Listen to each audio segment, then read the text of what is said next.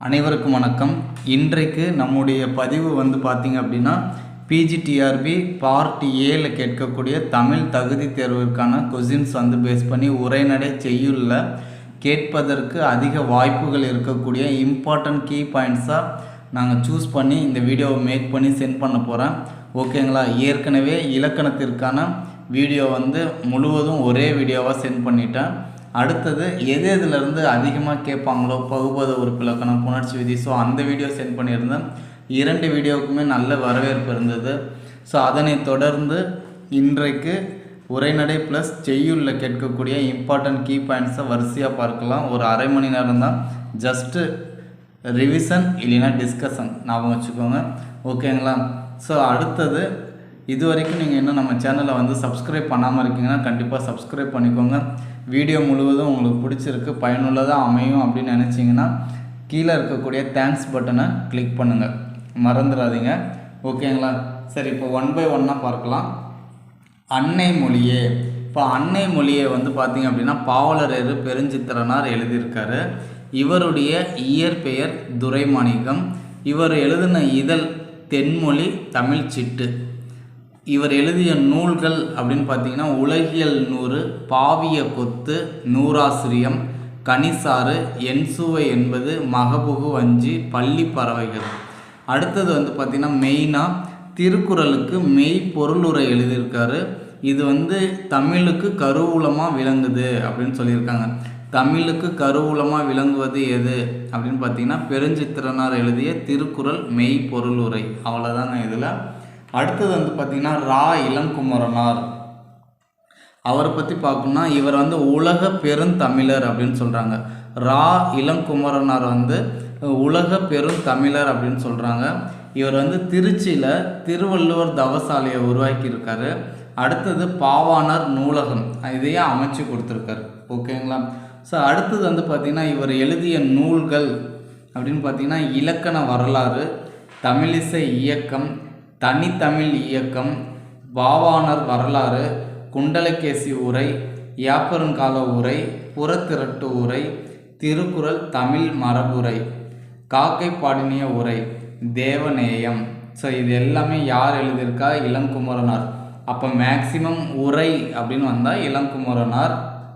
அவர் திருச்சியில் என்ன உருவாக்கியிருக்காரு? திருவள்ளுவர் தவசாலை. அடுத்து பாவாணர் நூலகத்தையும் உருவாக்கியிருக்காரு. இவர் உலக பெருந்தமிழர் அப்படின்னு சொல்கிறாங்க. அடுத்தது பார்த்திங்கன்னா உலகத்திலேயே தமிழுக்காக உலக மாநாடு நடத்திய ஒரே நாடு மலேசியா. ஓகேங்களா? அடுத்து மொழி ஞாயிறு.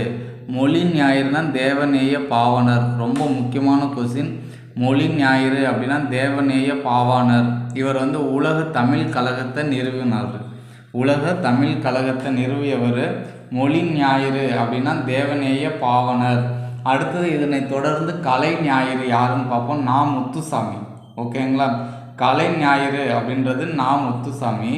மொழி ஞாயிறுன்றது தேவநேய பாவனர். ஓகேங்களா? அடுத்தது ஒரு சொல்லோ ஒரு சொற்றொடரோ இரு பொருள் பட வருவது இரட்டுற மொழிதல்னு சொல்கிறாங்க. ஒரு சொல்லு இல்லைன்னா ஒரு தொடர் 2 பொருள் பட வந்தால் அதுதான் இரட்டுற மொழிதல்னு சொல்கிறோம். அப்போ இரட்டுற மொழிதலுக்கு இன்னொரு பெயர் ஸ்லேடை. நல்ல ஞாபகம் வச்சுக்கோங்க. இரட்டுற மொழிதலுக்கு இன்னொரு பெயர், மற்றொரு பெயர் ஸ்லேடை.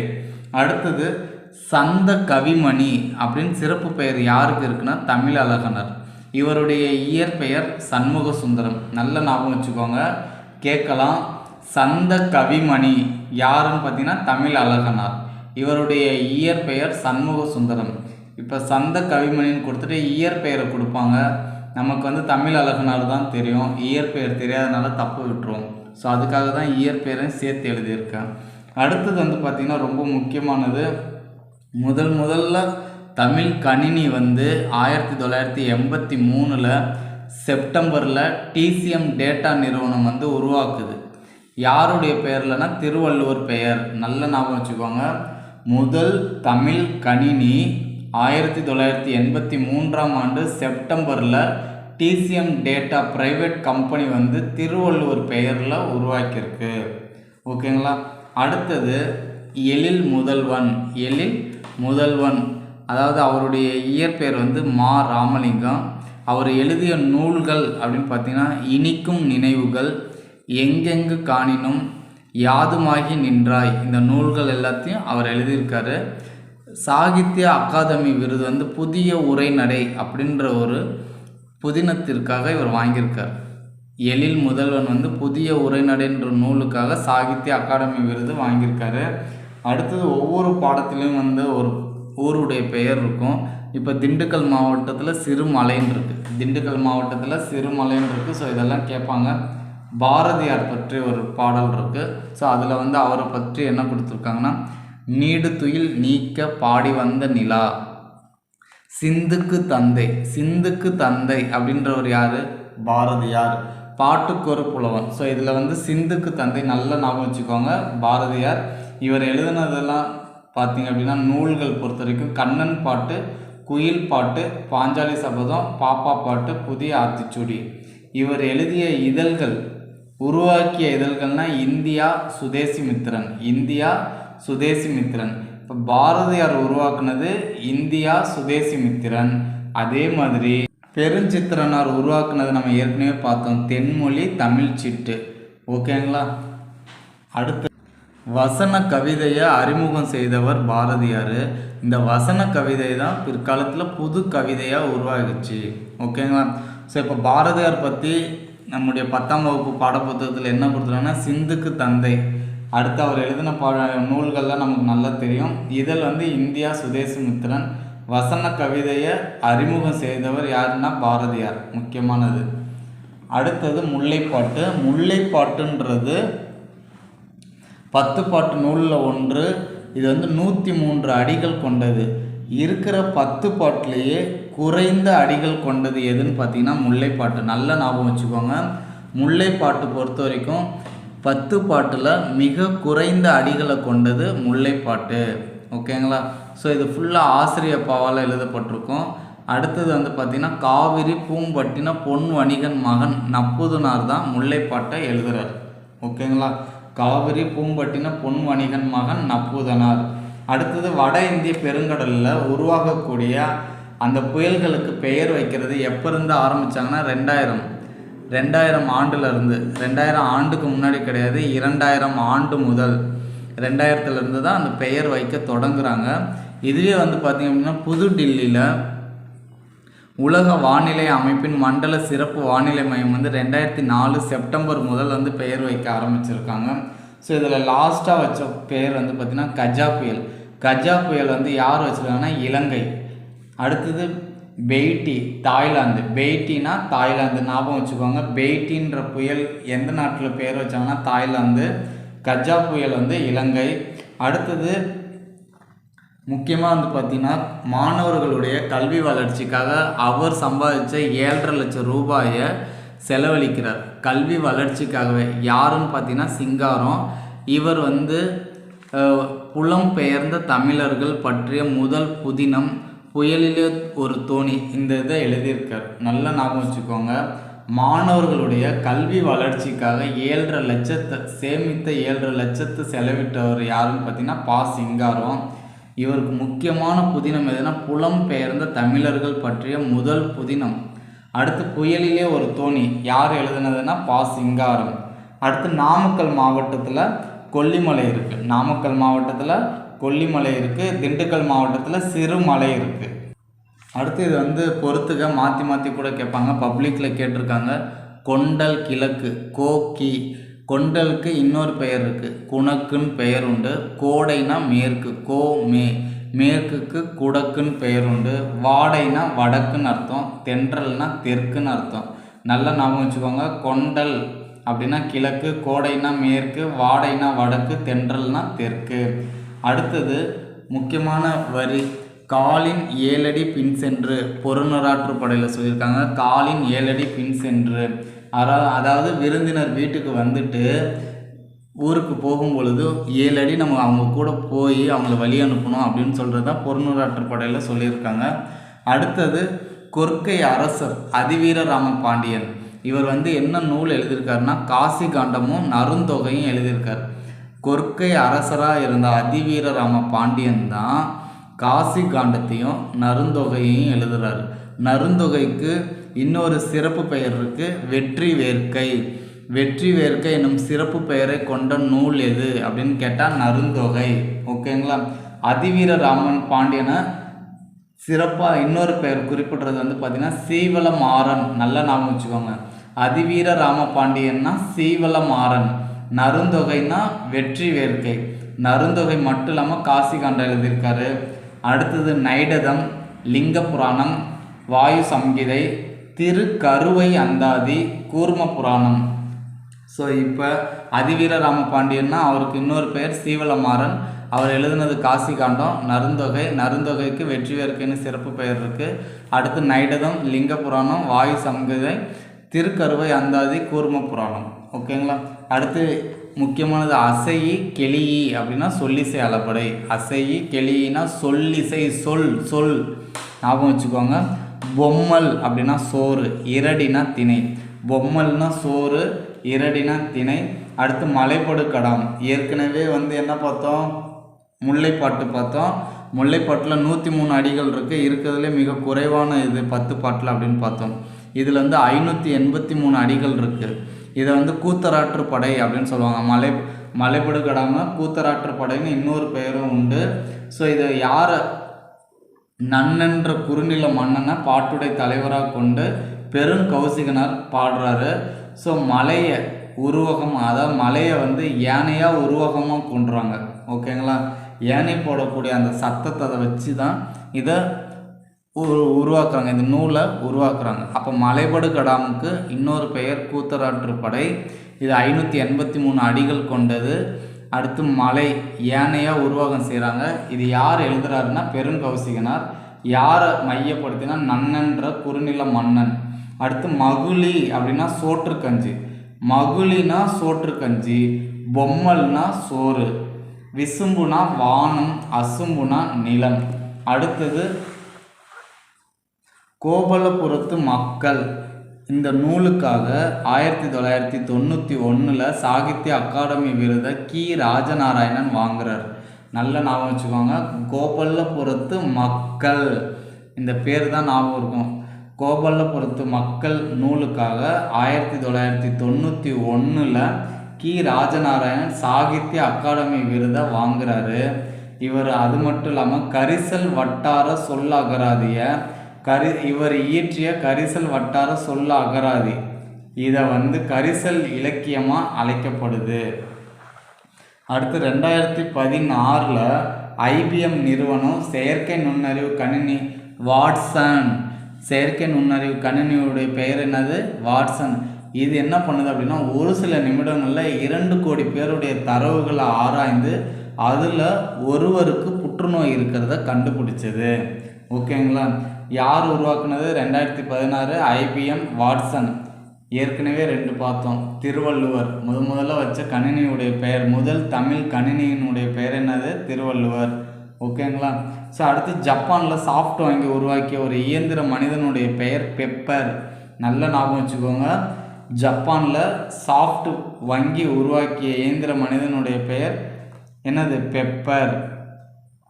அடுத்து 4000 திவ்ய பிரபந்தத்தில் பெருமாள் திருமொழி 5வது திருமொழி. 4000 திவ்ய பிரபந்தத்தில் பெருமாள் திருமொழின்றது எத்தனாவது திருமொழி? 5வது திருமொழி. இதில் எத்தனை பாடல்கள் இருக்குது? 105 பாடல்கள் இருக்குது. இதை யார் பாடினதுன்னா குலசேகர ஆழ்வார். குலசேகர ஆழ்வார் இவர் எத்தனாவது நூற்றாண்டை சார்ந்தவர்? 8ஆம் நூற்றாண்டை சார்ந்தவர். ஓகேங்களா. 4000 திவ்ய பிரபந்தத்தில் பெருமாள் திருமொழி 5வது திருமொழி. இது வந்து 105 பாடல்கள் இருக்குது. இதை பாடினவர் குலசேகர ஆழ்வார். அடுத்தது 1924 எட்வின் ஹப்பிள் பால்வீதி போன்று பல உள்ளன, அதாவது ஒரே ஒரு பால்வீதி தான் இருக்குன்னு நினச்சிட்டு இருந்தப்ப 1924 எட்வின் ஹப்பிள் வந்து பல பால்வீதி இருக்குது இதே மாதிரியே அப்படின்னு நிரூபித்து காமிச்சார். அடுத்தது பரிபாடல். பரிபாடல்னா இன்னொரு பெயர் ஓங்கு பரிபாடல். பரிபாடலுக்கு இன்னொரு பெயர் என்னது? ஓங்கு பரிபாடல். இது எந்த 8 தொகை நூலில் ஒன்று.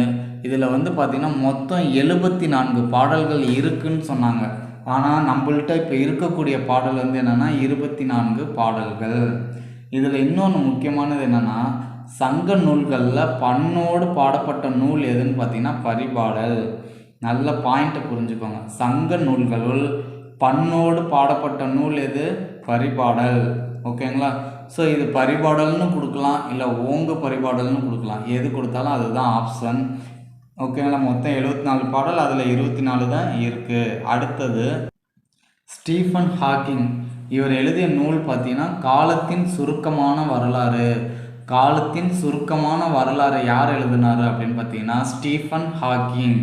இவர் எழுதின இந்த நூல் 40 மொழிகளில் மொழிபெயர்த்திருக்காங்க. இது பார்த்தீங்க அப்படின்னா 1988 எழுதியிருக்காரு. எழுதுனது 1 கோடிக்கு மேலே விற்பனை ஆகிருக்கு. இது எதை பேஸ் பண்ணியிருக்குன்னா பெருவெடிப்பு கருந்துளை. நல்ல ஞாபகம் வச்சுக்கோங்க. காலத்தின் சுருக்கமான வரலாறுன்ற நூலை எழுதினவர் ஸ்டீஃபன் ஹாக்கிங்.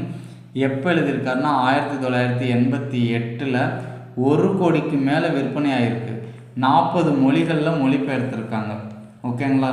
அடுத்தது ராகுல் சாகிருத்யாயன். இவர் 1942 ஹஜ்ராபாக் மத்திய சிறையில் இருக்கும் பொழுது இவர் என்ன பண்ணார்னா வால்காவிலிருந்து கங்கை வரைன்னு இந்தியில் நூலை எழுதுகிறார். யார்? ராகுல் சாகிருத்யாயன் 1942 எந்த ஜெயிலில் இருக்கும்போது? ஹஜ்ராபாக் மத்திய புழல் சிறையில் இருக்கும் பொழுது வால்காவிலிருந்து கங்கை வரைன்ற ஒரு நூலை இந்தி மொழியில் எழுதுகிறாரு. இந்த நூலை தமிழர்கள் அதிகம் விரும்பி படிக்கக்கூடிய நூலாக இருக்குது. இன்று வரையிலும் அதனுடைய தலைப்பு எப்படி தான் இருக்குது? வால்காவிலிருந்து கங்கை வரைன்னு மொழிபெயர்த்திருக்காங்க. 1949 கணமுத்தையா மொழிபெயர்த்திருக்காரு. 2016 டாக்டர் என் ஸ்ரீதர். அதே 2016 முத்து மீனாட்சி. 2018 யுமா வாசிகி. நல்ல ஞாபகம் வச்சுக்கோங்க. ராகுல் சாகிருத்யாயன் 1942 ஹஜ்ராபாக் மத்திய சிறையில் வால்காவிலிருந்து கங்கை வரை இந்தி மொழியில் எழுதுகிறாரு. அது தமிழ் மொழியில் மொழிபெயர்க்கிறாங்க. யாருன்னு பார்த்தீங்கன்னா 1949 கணமுத்தையா, 2016 என் ஸ்ரீதர் மற்றும் முத்து மீனாட்சி, 18 உமா வாசிகி. அடுத்தது சதாவதானி. நமக்கு நல்லா தெரியும், முக்கியமான 2 மார்க் 10th சதாவதானி அப்படின்னு பார்த்தீங்கன்னா ஒரே நேரத்தில் 100 செயலை செய்யக்கூடியவங்களை தான் சதாவதானின்னு சொல்கிறோம். ஸோ இதை யார் செஞ்சார் பார்த்தீங்கன்னா சேகு தம்பி பாவலர். இவர் எப்போ செய்கிறாருன்னா 1907 மார்ச் 10 சென்னை விக்டோரியா அரங்கத்தில் 100 செயல்களை ஒரே நேரத்தில் செய்து முடிக்கிறார். இதனால் இவர் சதாவதானின்னு சொல்கிறாங்க. இப்போ சதாவதானி அப்படின்னா யார்? சேகு தம்பி பாவலர். ஓகேங்களா? அது மட்டும் இல்லாமல் சீரா புராணத்துக்கு உரை எழுதியவர் யார்? இவர் தான் முக்கியமானது. சீரா புராணத்திற்கு உரை எழுதியவர் சேகு தம்பி பாவலர், சதாவதானி. ஓகேங்களா? அடுத்தது இவர் இடலாக்குடி கன்னியாகுமரி மாவட்டத்தை சார்ந்தவர். அடுத்தது முனிவு சினம். முனிவுனா என்னது? சினம். தமர்னா உறவினர். முனிவுனா சினம், தமர்னா உறவினர். அடுத்தது பரஞ்சோதி முனிவர். பரஞ்சோதி முனிவர் திருவிளையாடல் புராணத்தை எழுதுகிறாரு. இதில் பார்த்தீங்கன்னா 3 காதை 64 படலங்கள் இருக்குது. சரிங்களா? இப்போ பரஞ்சோதி முனிவர் 17ஆம் நூற்றாண்டை சார்ந்தவர். இவர் திருவிளையாடல் புராணம் எழுதியிருக்காரு. அதுவும் இல்லாமல் வேதாரண்ய புராணம், திருவிளையாடல் போற்றி, கலிவெண்பா, மதுரை பதிற்று பத்தந்தாதி. நல்ல ஞாபகம் வச்சுக்கோங்க. பரஞ்சோதி முனிவர் திருவிளையாடல் புராணம் எழுதியிருக்காரு. இந்த திருவிளையாடல் புராணம் 3 காண்டங்களையும் 64 படலங்களையும் கொண்டிருக்கும். ஸோ 3 காண்டம்ன்றது எதுனா மதுரை காண்டம், கூடர் காண்டம், திரு ஆலவாய் காண்டம். மதுரை காண்டம், கூடர் காண்டம், திரு ஆலவாய் காண்டம். யார் எழுதியிருக்காரு? பரஞ்சோதி முனிவர். ஓகேங்களா? ஸோ அது மட்டும் இல்லாமல் 64 படலங்களை கொண்டிருக்கும். அடுத்தது அவர் வேறு எழுதின நூல்கள்லாம் பார்த்தீங்கன்னா வேதாரண்ய புராணம், திருவிளையாடல் போற்றி, கலிவெண்பா, மதுரை பதிற்று பத்தாந்தாதி. இந்த நூல்கள் எல்லாத்தையும் எழுதியிருக்காரு. இவர் திருமறைக்காடு, அதாவது வேதாரண்யத்தில் தான் பிறக்கிறார். ஓகேங்களா? அடுத்தது ஒடுக்கப்பட்ட கல்வி, மறுக்கப்பட்ட சமூகங்களின் ஒரு குரலாக இருந்தவர் தான் Mary McLeod Bethune. Mary McLeod Bethune. ஓகேங்களா? இவர் அமெரிக்க கருப்பின பெண்மணி. இவங்க வந்து என்ன பண்ணுறாங்க, ஒடுக்கப்பட்ட கல்வி மறுக்கப்பட்ட சமூகங்களோட குரலாக இருந்தவர் தான் இவங்க. அடுத்து தூத்துக்குடி மாவட்டத்தில் என்ன இருக்குது அப்படின்னு பார்த்தீங்கன்னா கொற்கை. தூத்துக்குடி மாவட்டம்னா கொற்கைன்னு ஞாபகம் வச்சுக்கோங்க. அடுத்தது சொல்லேர் உள்ளவனுக்கு கவரி வீசிய வில்லேர் உள்ளவன் அப்படின்றாங்க. ஸோ மோசிகரணர் வந்து பெருஞ்சரலாறுன்றவர் மன்னர். இவரை பார்க்க போன மோசிகரணர் என்ன பண்ணுறாருன்னா அயர்ந்து தூங்கிடுறாரு. ஸோ அவருக்கு இவர் இந்த மன்னர் போய் கவரி வீசுகிறார். அதனால தான் சொல்லேருள்ளவன்றது மோசிகரணர். சரிங்களா. கவரி வீசியவர் வந்து தகடூர் எறிந்த பெருஞ்சேரல். அடுத்தது உனக்கு படிக்க தெரியாது என்ற நூலை இயற்றியவர் யாருன்னு பார்த்தீங்கன்னா கமலாலயன். உனக்கு படிக்க தெரியாது, இந்த மாதிரி டிஃப்ரெண்ட்டாக இருக்கிறதெல்லாம் கண்டிப்பாக கேட்பாங்க. உனக்கு படிக்க தெரியாது என்ற நூலை இயற்றியவர் கமலாலயன். அடுத்து கலைஞர் எழுதுனதில் முதல் நாடகம் எதுன்னு பார்த்தீங்கன்னா பழனியப்பன். நல்ல ஞாபகம் வச்சுக்கோங்க. பழனியப்பன் 1944 அரங்கேற்றார். ஓகேங்களா. கலைஞர் எழுதிய முதல் நாடகம் எது? பழனியப்பன். அடுத்தது தூக்கு மேடைன்ற ஒரு நாடகத்தை கலைஞர் தான் எழுதுகிறாரு. ஸோ அதில் எம்ஆர் ராதா நடிக்கிறாங்க. இந்த எம்ஆர் ராதா கூட மாணவ தலைவராக கலைஞரும் நடிக்கிறார். ஓகேங்களா. அடுத்தது இந்த தூக்கு மேடை நாடகத்துடைய நிகழ்ச்சியில் தான் கலைஞர் அப்படின்ற சிறப்பு பட்டம் அவருக்கு வருது. நல்ல ஞாபகம் வச்சுக்கோங்க. தூக்கு மேடை அப்படின்ற நாடகத்தை அரங்கேற்ற நிகழ்ச்சியில் தான் அவருக்கு கலைஞர்ன்ற சிறப்பு பட்டம் வழங்குறாங்க. ஓகேங்களா. அவர் முதல்ல எழுதின நாடகம் இது என்னதுங்க? பழனியப்பன். அடுத்தது மதுரை மாவட்டத்தில் உமா மகேஸ்வரி பிறக்கிறாங்க. இவங்க எழுதின கவிதை தொகுதி பார்த்தீங்கன்னா நட்சத்திரங்களின் நடுவே வெறும் பொழுது கற்பாவை. நட்சத்திரங்களின் நடுவே வெறும் பொழுது கற்பாவை. அடுத்து பண்டினா வயிறு. பண்டினானது வயிறு. அடுத்தது குமரகுருபரர் பற்றி பார்க்கலாம். 96 வகை சிற்றிலக்கியங்களில் ஒன்று தான் வந்து என்னதுங்க? முத்துக்குமாரசாமி பிள்ளைத்தமிழ். 96 வகை சிற்றிலக்கியங்களில் ஒன்று தான் முத்துக்குமாரசாமி பிள்ளைத்தமிழ். இதை இயற்றினது குமரகுருபரர். இவர் வந்து அரசரையோ இல்லை கடவுளையோ குழந்தையாக பாவித்து 10 பருவங்களாக ஏற்றுவாங்க. ஸோ இதுதான் வந்து என்ன சொல்லுவோம்? பிள்ளைத்தமிழ் அப்படின்னு சொல்லுவோம். பிள்ளைத்தமிழை பொறுத்த வரைக்கும் ஆண்பார் பிள்ளைத்தமிழ், பெண்பார் பிள்ளைத்தமிழ் 2 வகை இருக்குது. இப்போ பொதுவாக வந்து பார்த்திங்கன்னா காப்பு, செங்கீரை, தாள், சப்பானி, முத்தம், வருகை, அம்புலி 2, 4, 6, 7 இது ஆண்பால் பிள்ளைத்தமிழுக்கும் பெண்பால் பிள்ளைத்தமிழுக்கும் காமனாக இருக்கும். இதுவே வந்து ஆண்பால் பிள்ளைத்தமிழ்னா சிற்றில், சிறுபறை, சிறுதேர். சிற்றில், சிறுதேர், சிறுபறைன்னு சொல்லுவோம். இதே பெண்பால் அப்படின்னா கலங்கு, அம்மானை, ஊசல். இது ஏற்கனவே டெட்டில் கேட்டிருக்கக்கூடிய கொஸ்டின்னு. காப்பு, செங்கீரை, தாள், சப்பானி, முத்தம், வருகை, அம்புலி. இதோட ஆண்பால் பிள்ளைத்தமிழ்னா சிற்றில், சிறுபறை, சிறுதேர் வரும். சப்போஸ் இதே பெண்பால் பிள்ளைத்தமிழ்னா இது இந்த 7ஓட கலங்கு, அம்மானே, ஊசல் வரும். ஓகேங்களா. ஸோ அடுத்தது இவர் குமரகுருபரர் வந்து முத்துக்குமாரசாமி பிள்ளைத்தமிழ் மட்டும்தான் ஏற்றிருக்காரான்னா கிடையாது. அது மட்டும் இல்லாமல் கந்தர் கலிவெண்பா, மீனாட்சி அம்மை பிள்ளைத்தமிழ், மதுரை கலம்பகம், சகலகலா வள்ளிமாலை, நீதிநெறி விளக்கம், திருவாரூர் மும்மணி கோவை. கந்தர் கலிவெண்பா அப்படியே மனப்பாடம் பண்ணிக்கோங்க.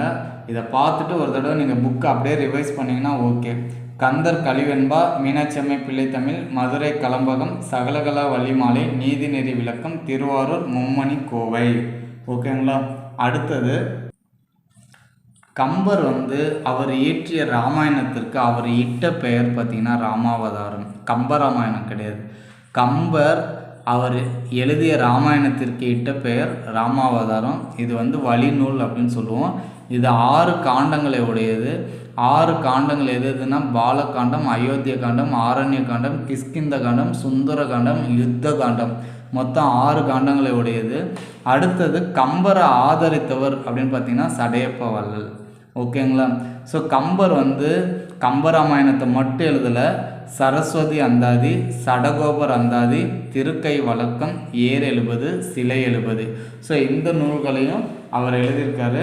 அடுத்தது விருத்தம் என்னும் ஒன்பாவிற்கு உயர் கம்பன், கம்பன் விட்டு கட்டு தெரியும் கவி பாடும். ஸோ இதெல்லாமே வந்து அவருக்கான ஒரு சிறப்பு அடைமொழிகள்.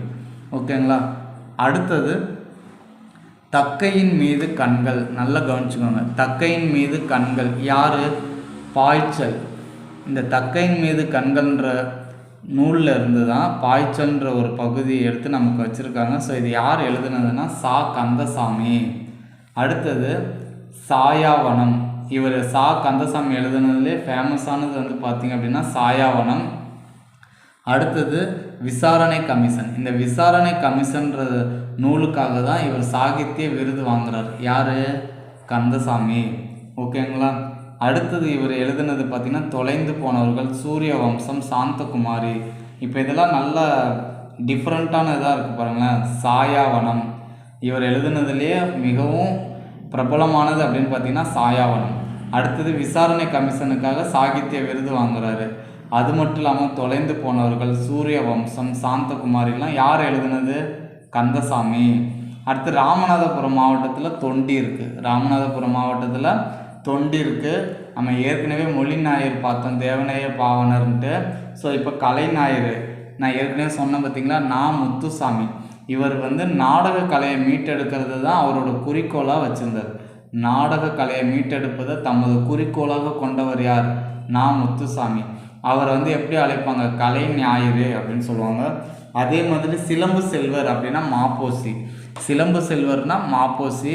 இவர் வந்து சிலப்பதிகாரத்தை பட்டி தொட்டி எங்கும் கொண்டு சென்றதுனால இவரை சிலம்பு செல்வர்னு சொல்கிறோம். அடுத்தது இந்த மாப்போசி, மாப்போ சிவஞானம். இவருடைய முக்கியமான அடைமொழியில் ஏதாவது ஒன்று பார்த்தீங்கன்னா, தலையை கொடுத்தேனும் தலைநகரை காப்போம். தலையை கொடுத்தேனும் தலைநகரை காப்போம். ஓகேங்களா. அடுத்தது இப்போ இருக்கக்கூடிய தமிழ்நாடுன்ற பெயர் நம்முடைய மாநிலத்துக்கு யார் வச்சாங்க அப்படின்னு பார்த்தீங்கன்னா, அறிஞர் அண்ணா. எப்போ வச்சாருன்னா 1967 முதலமைச்சராக பதவியேற்ற உடனே மதராஸ் ஸ்டேட் அப்படின்ற பெயரை தமிழ்நாடு அப்படின்னு வந்து பெயர் திருத்தம் பண்ணி மாற்றி அமைச்சவர் யாருங்க? அறிஞர் அண்ணா. ஏன் நல்லா ஞாபகம் வச்சுக்கோங்க. 1967 அறிஞர் அண்ணா தமிழ்நாடு. அதே ஒரு வருடத்திற்கு முன்னாடி 1966 மாப்போசி வள்ளலார் கண்ட ஒருமைப்பாடுன்ற நூலுக்கு சாகித்ய அகாடமி விருது வாங்குறார். மாப்போ சிவஞானம் 1966 சாகித்ய அகாடமி விருதை வாங்குறாரு. அடுத்தது ஏர் புதிதா, கூப ராஜகோபாலன். ஏர் புதிதான்ற நூலுக்கு கூப ராஜகோபாலன் தான் எழுதுறாரு. இவர் பாரதமணி, பாரத தேவி, கிராம ஊழியன், தமிழ்நாடு ஆகிய இதழ்களில் ஆசிரியராக இருக்கார். நல்லா ஞாபகம் வச்சுக்கோங்க. இது நூல் கிடையாது, இதை நம்ம தப்பாக புரிஞ்சுக்கக்கூடாது. பாரதமணி, பாரத தேவி, கிராம ஊழியன், ஏர் புதிதா, இதில் வந்து கூப ராஜகோபாலன் எழுதிய நூல் எதுன்னு கூட கேட்கலாம். அப்போ ஏர் புதிதா தான் கரெக்டு. நம்ம எல்லாமே படித்த மாதிரி இருக்கும். ஆனால் இது எல்லாமே இதழில் ஆசிரியராக இருந்தாருன்றதை நம்ம ஒழுங்காக படிக்காமல் விட்டுருப்போம். அதுக்காக சொல்கிறேன். அடுத்தது கோப்பர கேசரி, திருபுவன சக்கரவர்த்தி. திருபுவன சக்கரவர்த்தி, கோப்பர கேசரி, இந்த பட்டங்கள்லாம் யாருக்கு இருக்குது? இரண்டாம் ராசராச சோழன். இரண்டாம் ராசராச சோழன். அடுத்தது இந்த சொல்லும் பொருளும்ல இது வந்து ஒரு முக்கியமான இது. காருகர் அப்படின்னா நெய்பவர். காருகர்னா யார்? நெய்பவர். தூசுனா பட்டு, துகிர்னா பவளம். வெறுக்கை அப்படின்னா செல்வம், நொடைனா விலை. இப்போ பாருங்கள், காருகர்னா நெய்பவர் சொன்னேன். பாசவர்னா வெற்றிலை விற்போர். பாசவர்னா வெற்றிலை விற்போர். ஓசுனர்னா எண்ணெய் விற்போர். கண்ணுள் வினைனர் அப்படின்னா ஓவியர். கண்ணுள் வினைனர்னா ஓவியர். மண்ணீட்டாளர்னா சிற்பி. கிளினா துணி. இப்போ இது ஒரு கொஸ்டினாக கூட வரும், இல்லை இது நாளையும் கொடுத்து மாற்றி மாற்றி ஆப்ஷனாக கூட கேட்பாங்க. மண்ணீட்டாளர்னா மண்ணை பிசைஞ்சு சிற்பி ஆக்குறவர் தான் சிற்பி. அடுத்து கண்ணுள் விளைஞர் அப்படின்னா இவர் ஓவியர். ஓசுனர், ஒசுனர் அப்படின்னா எண்ணெய் விற்போர். அடுத்தது பாசவர் அப்படின்னா வெற்றிலை விற்போர். காருகர்னா நெய்பவர். ஓகேங்களா. கிளினா துணி. அடுத்தது இரட்டை காப்பியம்னா சிலப்பதிகாரமும் மணிமேகலைன்னு சொல்கிறோம். சிலப்பதிகாரத்தை முத்தமிழ் காப்பியம்னு சொல்லுவோம், குடிமக்கள் காப்பியம்னு சொல்லுவோம். ஸோ ஏற்கனவே நமக்கு குடிமக்கள் காப்பியம் டைரக்ட் கொஸ்டினாக கேட்டிருந்தாங்க. குடிமக்கள் காப்பியம் என்று அழைக்கப்படும் காவியம் இது சிலப்பதிகாரம். ஓகேங்களா. ஸோ இதுக்கு முத்தமிழ் காப்பியம்னு சொல்கிறாங்க. அடுத்து கோடை வயல் அப்படின்ற நூல், மீட்சி விண்ணப்பம், இது ரெண்டையும் எழுதுனது யாருங்க? கவிதை தொகுதியை எழுதினது தி.சோ. வேணுகோபால். கோடை வயல், அடுத்தது மீட்சி விண்ணப்பம். இந்த 2 கவிதை தொகுதிகளையும் எழுதினது தி.சோ. வேணுகோபால். அடுத்து கண்ணதாசன் பற்றி சொன்னால், இவர் சிறுகூடல்பட்டியில் சிவகங்கை மாவட்டத்தில் பிறக்கிறாரு. இவருடைய அப்பா பேர் சாத்தப்பன், அம்மா பேர் விசாலாட்சி. இவர் சேரமான் காதலி இந்த புதினத்துக்காக சாகித்ய அகாடமி விருதை வாங்குறார். ஓகேங்களா. அடுத்தது சிவகங்கையில் பிரான்மலை, பரம்பு மலை இருக்குது. சிறுகதை மன்னன் யார்? ஜெயகாந்தம். சிறுகதை மன்னன் யாருங்க? ஜெயகாந்தம். அடுத்தது சித்தாளுன்ற நூலை எழுதுனது நாகூர் ரூமி. அவர் அது மட்டுமா எழுதியிருக்காருன்னா கிடையாது. இப்போ நதியின் கால்கள், 7வது சுவை, சொல்லாத சொல் இந்த கவிதை தொகுதிகளை எழுதியிருக்காரு. அடுத்தது கப்பலுக்கு போன மச்சான்ற சிறுகதையும் எழுதியிருக்காரு. நதியின் கால்கள் இவர் எழுதுனதில் நதியின் கால்கள், 7வது சுவை, சொல்லாத சொல் இதெல்லாமே கவிதை தொகுதி. அடுத்தது சிறுகதைன்னு பார்த்தீங்கன்னா கப்பலுக்கு போன மச்சான். நல்லா ஞாபகம் வச்சுக்கோங்க. ஸோ இதை கேட்பாங்கன்னு நான் நினைக்கிறேன். ஸோ இதை மறந்துடாதீங்க. கப்பலுக்கு போன மச்சான் யார்? நாகூர் ரூமி. ஓகேங்களா. முகமது ரஃபி, இவருடைய இயற்பெயர் என்னது? முகமது ரஃபி. அடுத்து தேம்பாவணி பொறுத்த வரைக்கும் தேன் கூட்டல் பா கூட்டல் அணி, தேன் போன்ற பாக்களால் ஆன அணின்னு சொல்லுவோம். இல்லைன்னா தேம்பா கூட்டல் அணி, வாடாத மாலை அப்படின்னு சொல்லுவோம். ஓகேங்களா. ஸோ இது வந்து எத்தனை காண்டங்களை உடையதுன்னா 3 காண்டம், 36 படலம், 365 பாடல்கள். ஸோ இதை நல்லா பாருங்கள்.